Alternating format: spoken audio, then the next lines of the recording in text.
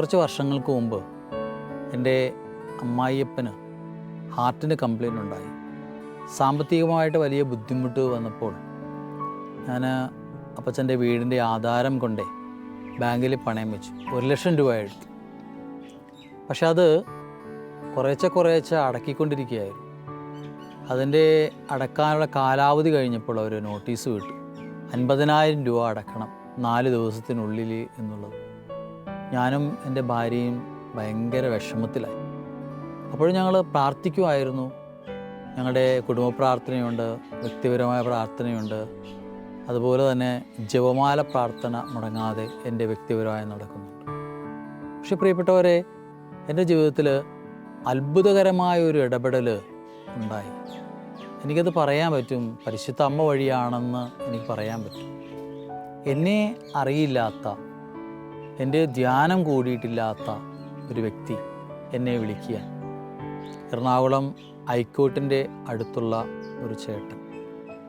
ആ ചേട്ടൻ ഒരു ദിവസം വിളിച്ചിട്ട് പറയുകയാണ്, നിങ്ങൾ വിവാഹിതനാണോ? ഞാൻ പറഞ്ഞു അതെ.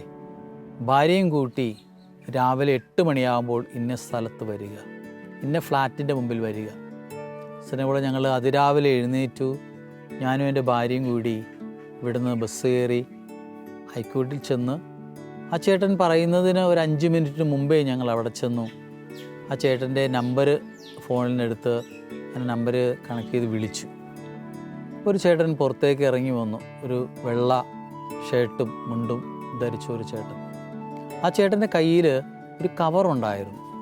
ഞങ്ങളൊന്നും പ്രതീക്ഷിക്കുന്നില്ല, ഞങ്ങൾക്ക് ബാധ്യതയുണ്ടെന്ന് ഈ ചേട്ടനെ അറിയില്ല. ഞാനും ആദ്യമായിട്ടാണ് ആ ചേട്ടനെ കാണുന്നത്. ആ ചേട്ടൻ ഞങ്ങളെ ആദ്യമായിട്ടാണ് കാണുന്നത്. ആ ചേട്ടൻ വന്നിട്ട് ഞങ്ങളുടെ മുമ്പിൽ നിന്നിട്ട് ആ കവറ് എൻ്റെ ഭാര്യയുടെ നേരെ നീട്ടുക. ആ ചേട്ടൻ പറഞ്ഞൊരു വാക്കിതാണ്, ഇതിനകത്ത് 50,000 രൂപയുണ്ട്, ഇത് നിങ്ങൾക്ക് തരാൻ ഞാൻ വെച്ചതാണ്. എനിക്കും ഞങ്ങളുടെ രണ്ടുപേരുടെയും കണ്ണ് നിറഞ്ഞ് ഒഴുകുകയാണ് ഞങ്ങളത് വാങ്ങിക്കുമ്പോൾ. അത് വാങ്ങിച്ച് ബാഗിലേക്ക് വെച്ചപ്പോൾ ചേട്ടൻ പറയാ, ചെയ്യാനുള്ള കാര്യം എത്രയും പെട്ടെന്ന് ചെയ്യുക. ഞങ്ങൾ ആ പൈസയുമായി അവിടെ നിന്ന് ബസ് കയറുമ്പോൾ കണ്ണ് നിറഞ്ഞ് ഒഴുകുകയാണ് ഞങ്ങൾ രണ്ടുപേരുടെയും. ഞങ്ങൾ ബാങ്കിൽ വന്നു. 51,000 രൂപ അടക്കാനുണ്ട്. ഈ 50,000 രൂപ ഞങ്ങൾ കൊടുത്തോടെ.